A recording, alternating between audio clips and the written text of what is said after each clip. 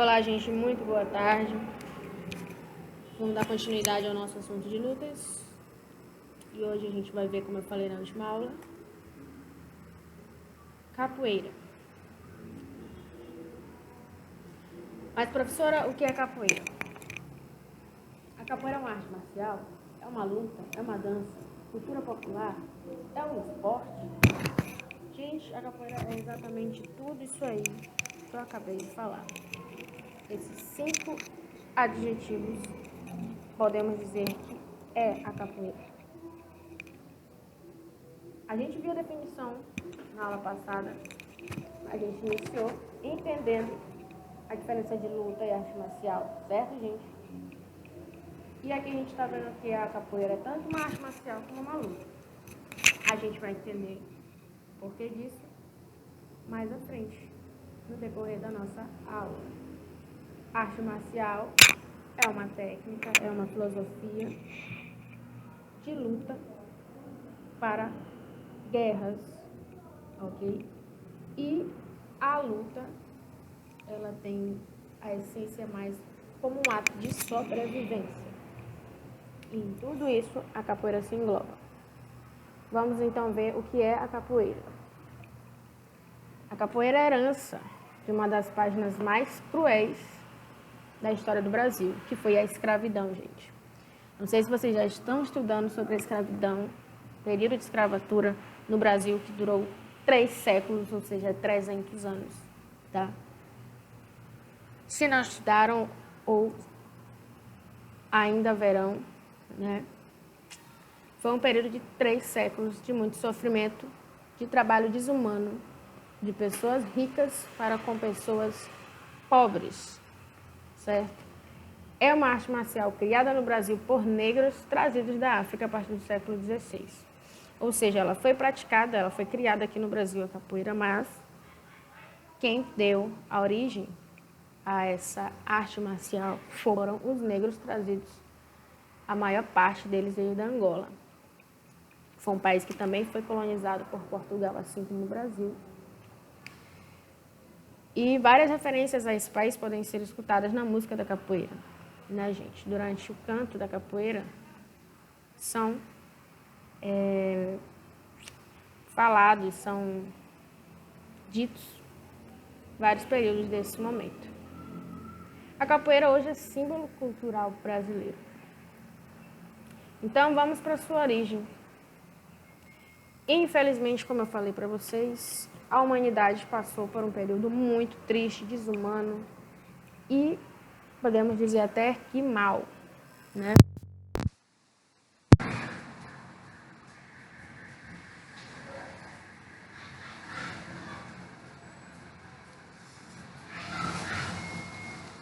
O período de escravidão que durou 300 anos, gente, aqui no Brasil e no mundo,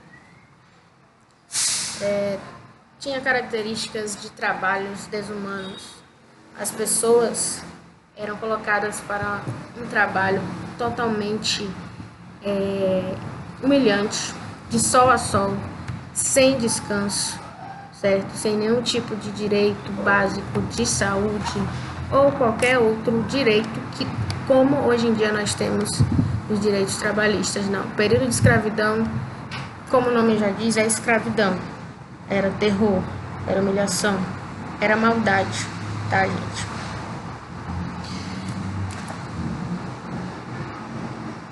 O que acontecia? Esses escravos, essas pessoas que vinham da África para o Brasil, eram colocados em lugares que a gente chama de senzala, certo? Onde não tinha nenhum tipo de apoio ou algo que fosse meramente básico para manter eles ali. Eram lugares sujos, humilhantes mesmo, né, gente? Como eu falei para vocês, a maior parte deles veio da Angola.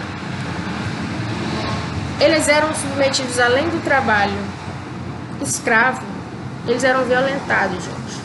Eles apanhavam muito, sofriam muita agressão por qualquer motivo que fosse, que os seus senhores, que a gente chama de senhores do engenho, que eram os donos lá das lavouras, os ricos, né? Infelizmente, eles eram bastante agressivos e intolerantes a qualquer ato que fosse contra as suas autoridades, certo? É muito triste, muito humilhante, e por isso essas pessoas que estavam passando por essa escravidão começaram a pensar estrategicamente, começaram a tentar de alguma forma, por necessidade humana de sobrevivência, tentar se livrar e fugir dessas lavouras, desse trabalho escravo, certo? E o que aconteceu, gente? Como essas pessoas elas eram proibidas de praticar qualquer tipo de luta, a música foi utilizada como uma maneira de disfarce. Dessa maneira, ela poderia ser percebida como uma dança.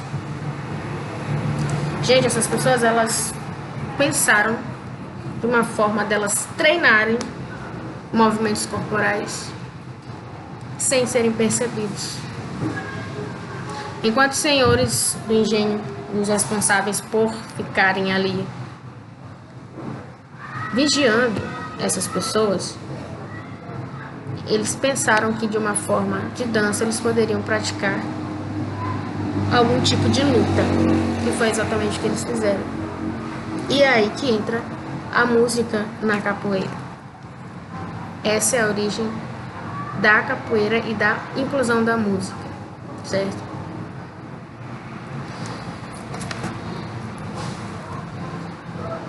A prática da capoeira permitiu o condicionamento físico, a agilidade e o desenvolvimento dos sentidos. Como não tinham outras armas, perdão aqui pela palavra errada, é armas. Como não tinham outras armas, foi a partir dos golpes e dos movimentos de defesa da capoeira, ou seja, do próprio corpo, que esses escravos resistiam à bruta violência praticada pelos senhores de engenho. E o que aconteceu, gente? Para tentar se livrar de tanta violência, de tanta escravidão e trabalho humilhante, eles criaram a capoeira. E assim eles conseguiam, por algumas vezes, golpear os senhores que estavam responsáveis por eles e fugirem, né? E eles fugiam para o que a gente chama de quilombos, que foi a época que foram criados os quilombos. O que eram os quilombos? Era exatamente o lugar onde eles tentavam se refugiar e se esconder da violência do trabalho forçado, da escravidão, gente. Eles iam para fazendas, dentro dos matos, onde quer que fosse que eles achassem que estariam escondidos e refugiados. Ali eles abriam comunidades de resistência, né? E eu coloquei aqui na imagem até uma foto que representa um dos maiores líderes de quilombo de refugiados, que lutou para defender e libertar e se libertar da escravidão, que foi o Zumbi dos Palmares. Se vocês ainda não viram a história, vocês vão ouvir falar deste cara, que foi um cara muito imenso e muito forte e muito bom, muito estratégico, porque vocês podem imaginar que você está escondido dentro de um mato, dentro de uma fazenda. Você tem que usar tá todo o tempo em guarda, né? Não pode abaixar a guarda, tá todo o tempo atento. Então, através da capoeira, eles foram aperfeiçoando nesses quilombos a prática da capoeira exatamente para se defenderem. E Zumbi dos Palmares foi um dos grandes líderes desses quilombos, de um desses quilombos que foram criados para eles se esconderem e se refugiarem, né? E agora a gente vai ver como foi tudo isso após acabar o período, né? Após a abolição da escravatura com a Lei Áurea, os negros tornaram-se livres.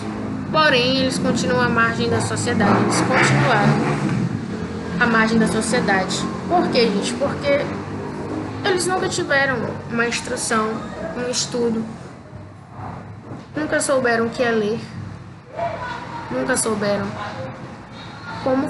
como era uma outra forma de vida para eles, porque o que eles tinham era o trabalho braçal que eles faziam.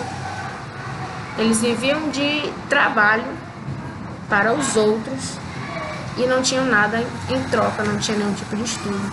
Ou seja, quando eles foram libertos, né, libertos entre aspas, o que eles tinham somente era a sua força bruta, a sua força de trabalho, que foi o que eles aprenderam durante toda a escravidão, com muita humilhação. E a capoeira. Eles começaram a fazer o quê? Usaram a capoeira para fazer apresentações em espaços públicos, para assim tentar ganhar algum dinheiro, algum trocado com as suas apresentações em praças públicas, né? Mas inúmeras barreiras da inserção dessa luta, dessa arte marcial, surgiram.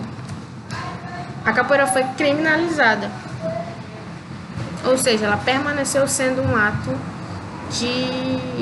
perigoso, um crime. Quem fazia capoeira nessa época era visto como um ladrão, um bandido, né?